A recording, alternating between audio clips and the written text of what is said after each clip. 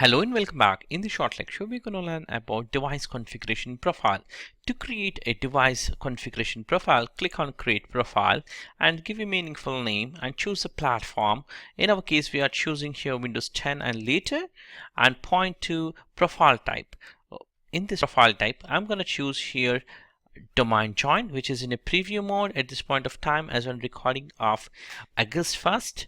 And now I'm going to give here my computer prefix name as I wanted it should start with INHYD, and then it should actually start from here, and then it gives the random name from here, and the next one would be the domain name. So in my case, my domain name is whatever the domain name, I'm going to give that domain name. And also you can give here organization unit name so that it's going to join in that specific OU. In my case, I'm not going to give at this point of time any of the OU, so that it's going to be automatically created under computers container altogether. Now this is the configuration to automatically join the computer with the computer name, which is starting with INHYD, and the domain name.